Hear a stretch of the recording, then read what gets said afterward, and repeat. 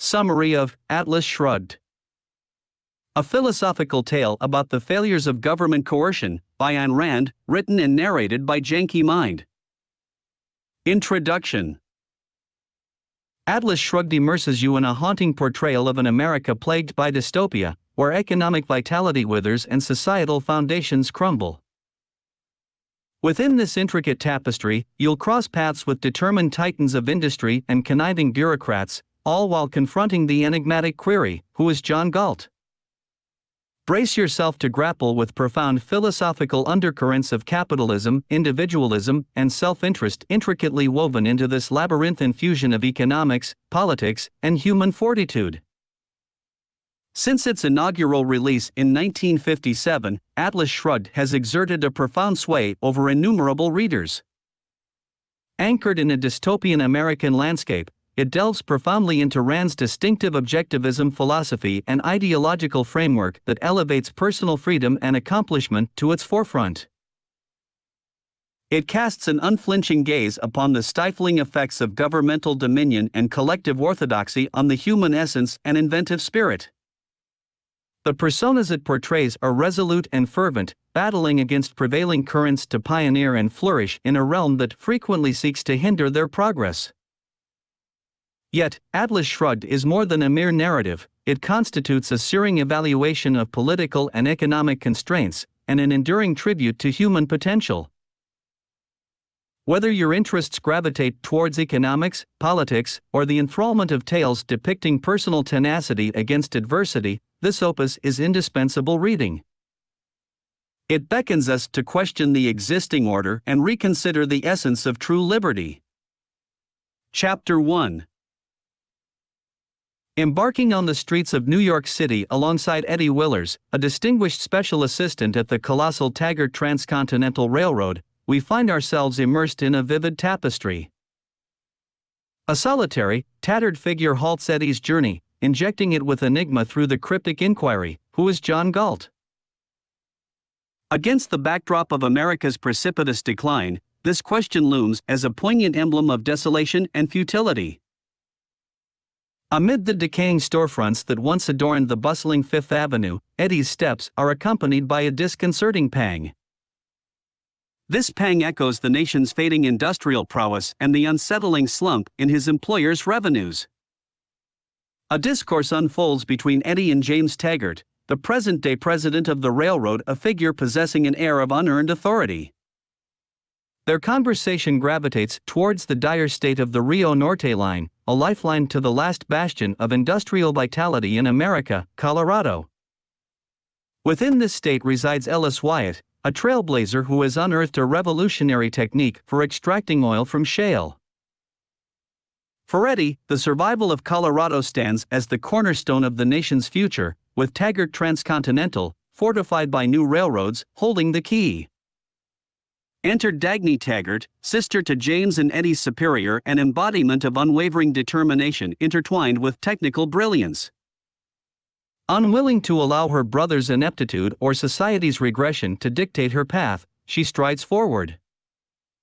After a disheartening visit to the Rio Norte line, she unflinchingly seizes the reins. Her sights are set on a groundbreaking innovation, Reardon metal. Crafted by Hank Reardon's enterprise, Reardon Steel, this metal possesses the potential to salvage her company. Her resolute belief in the metal's supremacy over conventional steel sets the stage for her audacious plan to resurrect the Rio Norte line and wrest control from her competitor, Dan Conway's Phoenix Durango Railroad. In the midst of Dagny's myriad questions, one enigma looms paramount: Owen Kellogg, a proficient employee within the terminal division, who inexplicably abandons his post. Compounding the intrigue, Dagny crosses paths with a brakeman softly humming a hauntingly familiar tune, a melody from Richard Halley's Fifth Concerto. Halley, a prodigious composer who vanished 8 years prior, leaving behind a legacy of just 4 concertos. As the world moves forward, the mystery deepens. Our focus then shifts to the towering figure of Hank Reardon himself, an industrial titan toiling late into the night within his steel mill. His creation, Reardon Metal, symbolizes a decade of unrelenting labor and ingenuity. Among the first objects wrought from this metal is a bracelet gifted to his wife, Lillian. However, instead of admiration, Hank is met with scorn. Lillian's criticisms of his work ethic, coupled with attempts to shackle him with guilt, merely stoke his fervent desire to achieve. Beneath the surface, the tendrils of deception unfurl. A covert meeting unfolds in a New York bar, carrying implications of far-reaching consequence. Men of influence and power, including James Taggart and Orrin Boyle, conspire to divest Reardon of his hard-earned wealth and authority. The betrayal runs deep, even ensnaring Reardon's trusted Washington man, Wesley Mouch. A string of setbacks ensue. Dagny's reliable contractor, McNamara, vanishes without a trace, casting the Rio Norte line into uncertainty.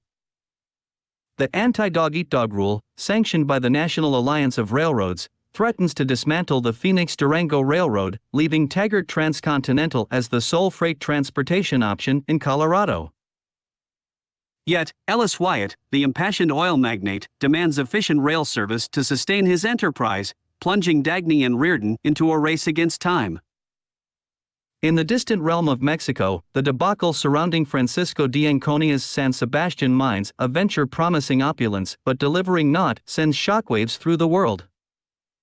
Amid this turmoil, Francisco, once an emblem of prodigious genius, now leads a life of dissolution, his actions perplexing and troubling Dagny, his former paramour. The stage is set in a world teetering on the precipice, a world where the old yields to the new, fortunes ascend and plummet, and allegiances and trust face unrelenting trials. As the stakes mount, a singular question echoes: who is John Galt? These opening chapters lay the foundation for a multifaceted narrative that delves into the existential struggles of pivotal industrial figures within a crumbling United States. Set against the backdrop of a deteriorating society and a weakening economy, the story functions as a vital socio-political commentary interwoven with the narrative fabric. At its core, the enigmatic question "who was John Galt?" serves as a pervasive motif, embodying a sense of hopelessness and exasperation within a society seemingly collapsing under its own weight. It becomes a rhetorical embodiment of disillusionment that reverberates through the characters, underscoring the broader socioeconomic theme of decay. The metaphorical decline of Fifth Avenue becomes a proxy for the erosion of American industrial might. The two central characters, Dagny Taggart and Hank Reardon, embody ideals of self-reliance, ingenuity, and unwavering determination. They stand in stark contrast to their counterparts, who succumb to societal decay and inertia, illustrating the thematic dichotomy of competence versus ineptitude, and resilience versus resignation. Dagny's audacious choice to adopt Reardon metal, despite logistical challenges and societal censure, is an act of defiance that materializes her faith in innovation and efficacy over political convenience. The narrative takes a dramatic turn with the introduction of conspiracy and intrigue. The nefarious pact against Reardon introduces a clash between self-interest and the public good. This narrative element delves into the corrosive impacts of crony capitalism, corruption, and the manipulation of power, shaping the story's incisive examination of societal deterioration. Moreover, the mysteries surrounding Owen Kellogg's abrupt departure and Richard Halley's elusive Fifth Concerto infuse an element of suspense and deepen the narrative's complexity. The concerto aligns with the motif of disappearance, signifying the vanishing of greatness and talent within this dystopian society, thereby reinforcing the overarching theme of societal and industrial decline. Ultimately, the plot pivots on the struggle to salvage remnants of industry and resist encroaching darkness. This struggle, embodied by Dagny and Hank, underscores the narrative's exploration of resilience, ambition, and unwavering pursuit of success amid overwhelming adversity. As the protagonists grapple with mounting challenges, the story compels us to question the endurance of their ideals and the destiny of America itself. Chapter 2. Dagny stands at the helm of the Rio Norte line construction, grappling with the obstacles born from Ben Neal's inadequate management. This deficiency becomes even more stark when contrasted with Ellis Wyatt's streamlined efficiency and his genuine regard for Dagny, stemming from their shared dedication to achievement and productivity. In the midst of these challenges, Reardon enters the scene, introducing an innovative truss design that symbolizes a departure from antiquated methods and embodies his pioneering spirit. Yet, a somber note infiltrates the narrative with the arrival of Dr. Potter from the State Science Institute. Potter's request for Reardon to withdraw his medal stands as an attempt to suppress his entrepreneurial zeal. Reardon's refusal is met with retaliation from the Institute, which tarnishes the reputation of Reardon medal without substantiated evidence. In response to this assault, Dagny seeks support from Dr. Robert Stadler, the Institute's head. However, Stadler's alignment with the Institute's financial interests leads him to decline countering the baseless allegations. This escalates the tension at Taggart Transcontinental, as the company's stock plummets. Against these odds, Dagny unveils her audacious plan to establish her own venture for completing the Rio Norte line, christening it the John Galt line. This bold move, coupled with the dedication of Colorado's industrious populace and Reardon's unrelenting resolve, secures the nascent railroad's trajectory. Simultaneously, it sets the stage for the larger confrontation between individual tenacity and government intervention. Meanwhile, the sinister Equalization of Opportunity bill gains momentum in the legislature, threatening to strip Reardon of his or mines.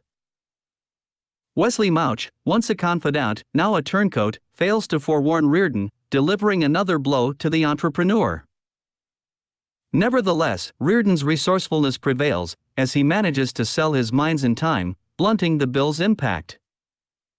In tandem with these developments, Dagny's efforts bear fruit with the inauguration of the John Galt line. She beckons for volunteers for its inaugural run, and the overwhelming response culminates in a triumphant journey. This victory, witnessed by Dagny and Reardon under the glare of media attention, finds its private celebration that night as they yield to their mutual attraction. However, the morning brings a tempest of emotions for Reardon, who wrestles with societal norms and self-inflicted guilt.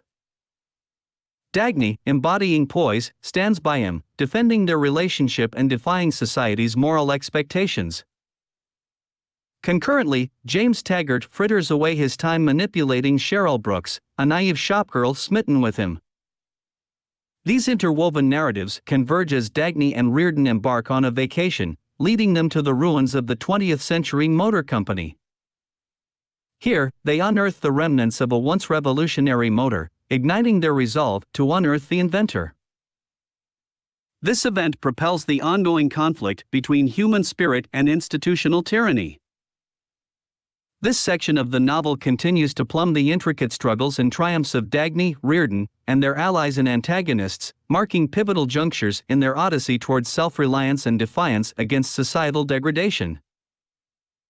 A significant motif here centers on innovation and resistance, epitomized by Reardon's metallurgical innovation, the groundbreaking truss design, and Dagny's audacious decision to create her own company for completing the Rio Norte line despite staggering odds. This theme underscores their entrepreneurial mettle, resilience, and their willingness to confront obsolete norms and systems. Concurrently, external threats materialize through the enigmatic figure of Dr. Potter from the State Science Institute and the insidious Equalization of Opportunity bill. These entities collectively embody the adversarial role of bureaucracy and government overreach, undermining entrepreneurial zeal and innovative drive. Interwoven amidst the narrative of industrial strife is a subplot of intense personal dynamics. The relationship between Dagny and Reardon challenges social conventions and norms, bearing testament to their shared values of autonomy and individualism. In stark contrast, James Taggart's manipulation of Cheryl Brooks highlights a perverse gratification derived from unearned admiration, underscoring the repercussions of misguided hero worship. Lastly, the discovery of the abandoned revolutionary motor at the 20th Century Motor Company serves as a poignant symbol of squandered potential, reinforcing the thematic tension between human ingenuity and institutional oppression. This intriguing discovery sets the stage for the unfolding saga, as Dagny and Reardon embark on a quest to locate the inventor, hinting at a glimmer of hope amidst systemic corruption and decline. Chapter 3. Continuing the narrative, Reardon becomes the focus of the court's relentless scrutiny, accused of clandestine dealings involving his Reardon medal. In a voice tinged with simmering defiance, he challenges the court's authority, vehemently asserting his right to trade his creation without hindrance. The court responds with a hefty fine, further igniting his defiance. Reardon's path intersects with the enigmatic Francisco de Anconia, a charismatic figure exuding hedonistic charm yet harboring formidable intellect.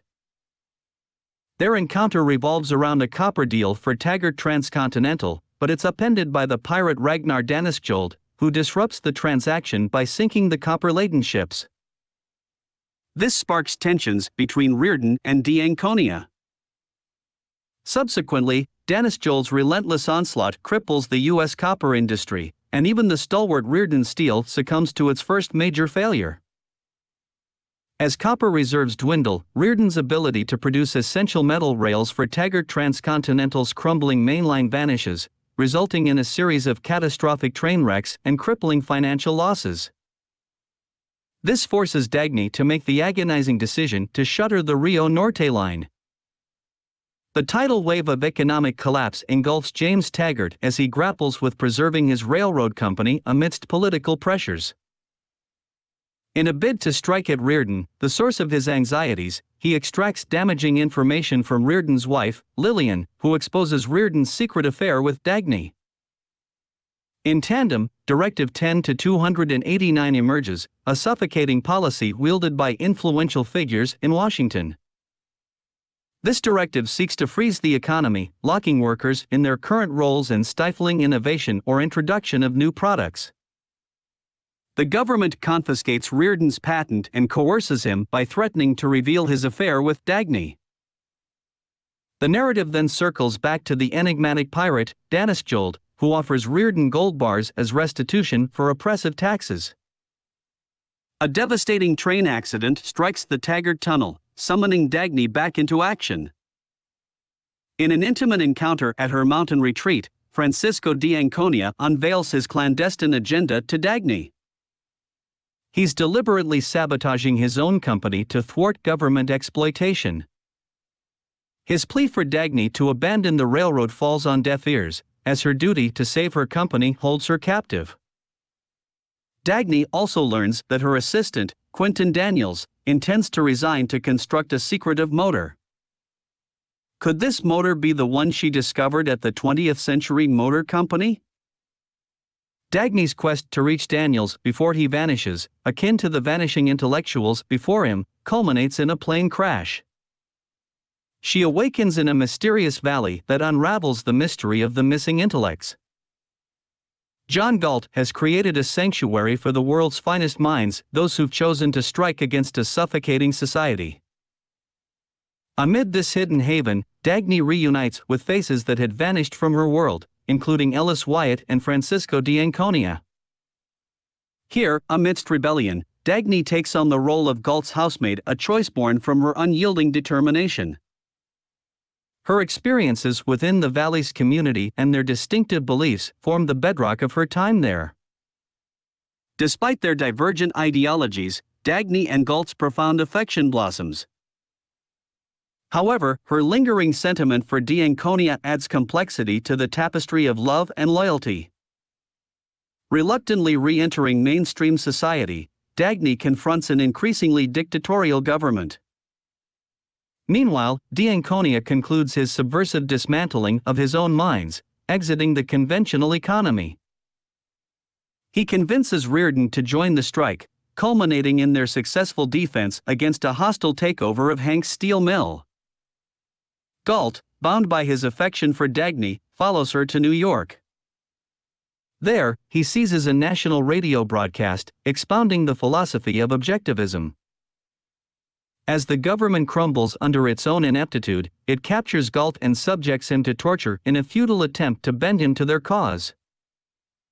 Galt emerges as the beacon of a new era, leading to his proclamation that the strikers must reclaim the world, heralding a society founded on individual rights and free enterprise. At this pivotal juncture, the interplay of objectivist principles, individualist defiance, and deteriorating social structures underscores the core themes of autonomy, resistance, and economic liberty. The characterizations of Dagny and Reardon illuminate their resilience amid socio-economic turmoil. Dagny's reluctant departure from the unfettered Galt's Gulch signifies her unwavering commitment to her railroad, a poignant embodiment of personal responsibility. Reardon's evolution from a denier of his own sanction to an active participant in the strike represents a personal awakening to the concept of the sanction of the victim. Galt's 3-hour radio broadcast serves as a transformative pivot, elucidating Objectivism's tenets and encapsulating the novel's central philosophy. His abduction and the government's futile attempts to exploit his genius epitomize the struggle between individual freedom and state coercion. The government's collapse underscores the novel's assertion that a society built on collectivism and force is inherently unsustainable. Ultimately, Galt's declaration sets the stage for the novel's climax, emphasizing the belief in individual rights and free markets. It stands as a rallying cry for the strikers to reclaim the world they once left behind, pointing towards a hopeful new beginning despite the backdrop of societal decay. These elements, intricately woven within the narrative, not only underscore Rand's core philosophies but also provoke profound contemplation about the role of the individual, the essence of freedom, and the consequences of unchecked government power in a society. Summary: Ayn Rand's novel Atlas Shrugged paints a picture of a United States grappling with decline and encroaching government control. In the midst of a struggling economy and intricate political maneuvers, individuals inexplicably vanish, leaving behind the haunting question, who is John Galt? Amid this turmoil, Dagny Taggart and Hank Reardon endeavor to reshape the industrial landscape, yet find themselves obstructed by institutional barriers. The story weaves a tapestry of betrayals and intricate relationships, ultimately leading to the revelation of a concealed sanctuary for brilliant minds seeking to escape the crumbling chaos. With the emergence of John Galt, a new era beckons, one that champions individual rights and the spirit of free enterprise. This audiobook summary was brought to you by JANKY. We hope you enjoyed it.